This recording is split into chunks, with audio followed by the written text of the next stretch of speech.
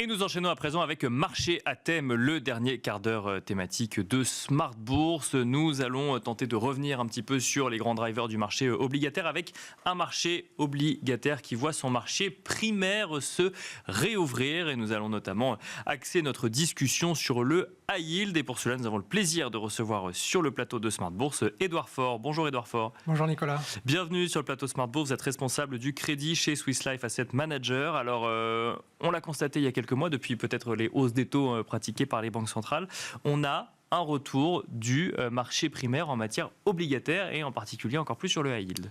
Oui, effectivement, on voit beaucoup une réouverture forte du marché primaire depuis le début de l'année, à la fois en Europe et aux États-Unis. Si on compare par rapport à la même période l'année dernière, on est à presque 70% de plus de volume sur la partie à yield euro depuis le début de l'année. D'accord.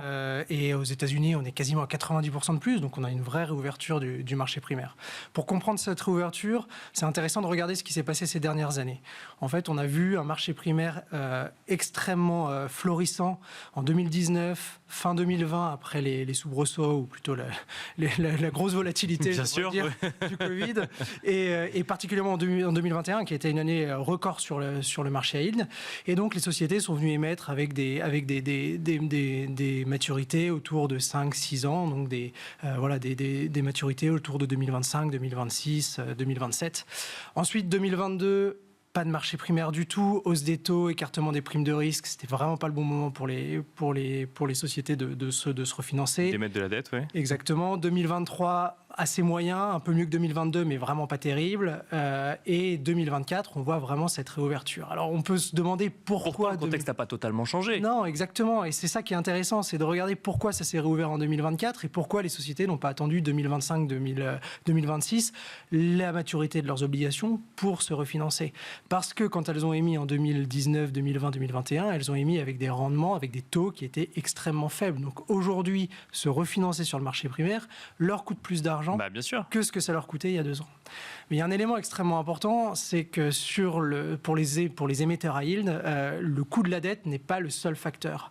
Pourquoi ? Parce qu'elles ont absolument besoin de se refinancer. Ne pas se refinancer peut les entraîner au défaut. Donc elles préféreront se refinancer à un moment où le marché est ouvert, où les investisseurs sont prêts à leur prêter de l'argent, plutôt que de ne pas se refinancer tout de suite, et puis de se retrouver au moment de la maturité de leurs obligations, ne pas avoir de marché primaire ouvert parce qu'on est dans une situation délicate comme on a connu en 2022 ou comme on a connu pendant le Covid avec un marché primaire complètement atone, et du coup se retrouver en défaut par manque de prévision, prévention de la part des directeurs financiers de ces sociétés-là. Donc ça, c'est extrêmement important et c'est vraiment une caractéristique propre au high yield parce que 90% des obligations high yield ont des structures de rappel anticipé à la main de l'émetteur. Ce n'est pas du tout le cas côté investment grade, et donc les émetteurs high yield ont la possibilité de se refinancer par anticipation. Et c'est ce que vous constatez. Et c'est ce qu'on constate de manière claire et nette en ce moment. Donc on préfère se refinancer plus cher plutôt que de prendre le risque de ne pas pouvoir se refinancer à échéance de son obligation actuelle. Exactement. Mieux vaut payer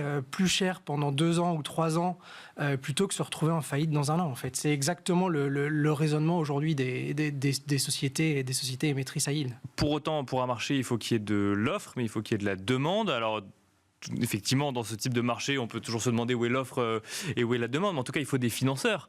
Là, comme on explique la réouverture du marché, le fait qu'il y ait des personnes qui soient prêtes à investir et à investir en tout cas dans ces obligations.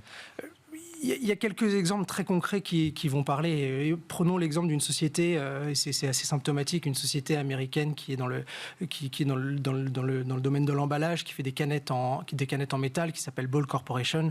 Ils ont émis une dette en euros, il me semble que c'était en 2021, à moins de 1% de coupon, donc moins de 1% de rentabilité pour l'investisseur s'il allait sur le marché primaire. C'est une société qui va très bien, dont les ratios de crédit ne se sont pas dégradés depuis. Aujourd'hui, cette même société emprunte plutôt autour de 4% et demi. Donc, si vous voulez, pour un investisseur comme nous, la même société avec les mêmes ratios de crédit nous offre des rendements beaucoup plus intéressants. Ça fait venir l'investisseur, forcément. Donc, ça fait venir l'investisseur. Le marché du crédit est clairement aujourd'hui un marché phare sur les marchés financiers avec des rendements extrêmement intéressants. Et donc, les investisseurs sont prêts à prêter de l'argent à ces sociétés-là. La réouverture du marché primaire n'est pas du tout en lien avec Une position des banques vis-à-vis du financement de certaines entreprises, un resserrement du crédit qu'on a pu voir il y a quelques mois. Non, c'est pas là qu'il faut chercher une explication. On peut la chercher là aussi, l'explication. Effectivement, on observe une source de diversification des financements de la part des entreprises qui est importante. Moins de dettes bancaires, plus de dettes obligataires, un accès au marché du crédit privé, ça c'est des sources qui sont extrêmement importantes et qui permettent aussi d'expliquer le fait que des sociétés soient prêtes à payer un peu plus cher certaines dettes obligataires parce qu'elles peuvent trouver d'autres sources de financement qui peuvent être moins chères et qui peuvent compenser. Ça c'est un point qui est extrêmement important. Quand on est investisseur particulier, averti ou non averti, qu'est-ce que ça change ? Alors, il y a un élément qui change énormément et qui est très d'actualité aussi, c'est quand on gère des fonds à échéance. C'est un type de fonds qui a beaucoup collecté ces dernières années, avec beaucoup de demandes de la part des clients. Sauf qu'en fait, quand on gère un fonds à échéance à yield, finalement, on se rend compte qu'on ne connaît pas la maturité effective d'une obligation à yield. Du fait de cette capacité, de cette possibilité de rappeler, effectivement. On connaît sa maturité finale, pour sûr. On connaît les dates de rappel qui nous sont annoncées au moment de l'émission, mais on ne sait pas exactement quand cette dette va être rappelée. Et donc, du coup, ça a un impact fort parce qu'on a une échéance sur ces fonds-là. Et donc, du coup, il faut gérer les obligations qu'on inclut dans ces portefeuilles-là pour qu'elles aient une échéance proche de la maturité du fonds. Et du coup, nous, chez Swiss Life Asset Managers, on a décidé, mais depuis le départ, depuis 2012, que ces caractéristiques intrinsèques des obligations yield doivent être prises en compte quand on gère un fonds échéance. Et donc, du coup, on a décidé de réfléchir en maturité effective, c'est-à-dire de prendre en compte la probabilité qu'une obligation soit rappelée par anticipation à sa première date de rappel, deuxième date, troisième date, ou jusqu'à maturité, quand on l'inclut dans un fonds à échéance. Et cette maturité effective, elle évolue en fonction des situations de marché, en fonction de la qualité de crédit elle-même de la société. Et nous, notre rôle, notre job tous les jours, c'est d'ajuster les maturités dans nos portefeuilles pour être sûr d'être toujours bien centré sur l'échéance du fonds. Ça nous permet d'optimiser le rendement de nos fonds échéances. C'est un exercice de probabilité en lien avec le contexte économique et la situation de l'entreprise pour voir si effectivement il y a un risque ou en tout cas un potentiel plus ou moins fort de rappel de l'obligation en question. C'est parfaitement résumé. C'est exactement un exercice de probabilité qu'il faut remettre à jour tous les jours en fonction des conditions de marché, en fonction de l'évolution des ratios de crédit de la société pour pouvoir toujours être bien ajusté. Quand on échange sur ce sujet avec des gestionnaires de patrimoine et qui nous parlent de fonds à échéance, généralement la promesse c'est quand même de dire vous achetez à un taux donné, vous attendez la fin et puis vous avez votre durée qui est connue à l'avance et le taux qui est connu à l'avance. Là du coup on parle de fonds à échéance mais c'est plus le même mécanisme, on va vers un sujet pour des investisseurs un peu plus avertis quand même. Alors si vous avez ce raisonnement-là pur sur le high yield, en fait, ce qui va se passer, c'est qu'au bout de 2 ans de vie de votre fonds à échéance, potentiellement, vous aurez eu 80% de votre portefeuille qui aura été rappelé par anticipation. Bien sûr. Malheureusement, le rendement que vous servirez sera bien moindre que ce que vous aviez promis aux clients. Et donc, du coup, il y aura des déceptions un peu partout, tant sur la durée de placement que sur la performance obtenue. Donc, il faut savoir s'adapter, être prêt à réagir. Donc, il faut savoir s'adapter, être prêt à réagir. Il faut savoir, de temps en temps, aller un peu plus loin que l'échéance du fonds pour prendre en compte ces dates de rappel anticipées. Il faut savoir réagir aussi quand le marché devient un peu plus difficile pour aller chercher des obligations de meilleure qualité avec une échéance qui est une échéance finale cette fois-ci qui est beaucoup plus adéquate avec la maturité du fonds. Et ça, c'est extrêmement important d'avoir cette flexibilité. On parle donc de la réouverture de ce marché primaire qui existe aujourd'hui. Est-ce qu'il y a un risque qui se referme comme on a pu le voir par le passé, Édouard Faure ? Il y a toujours un risque et c'est pour ça que les émetteurs sont très prudents pour éviter de se retrouver dans une situation de défaut pour cause de non-refinancement.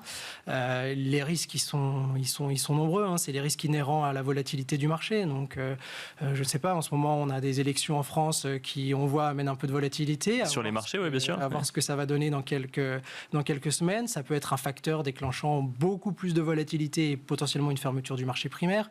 On a des risques géopolitiques, on a des risques de reprise de l'inflation qui sont toujours présents. Donc, tous ces éléments peuvent créer énormément de volatilité sur le marché primaire, sur le marché tout court, et du coup fermer les fenêtres sur le marché primaire. Les hausses de taux pratiquées par les banques centrales ont ramené un certain nombre d'investisseurs sur justement l'obligataire en lien, et on entendait souvent cette classe d'actifs retrouve un petit peu d'attrait, un petit peu de couleur, un peu de rémunération. Les baisses de taux attendues, que ce soit du côté de la Fed ou de la BCE, vont avoir un impact sur justement ce marché primaire du high yield ou pas forcément ?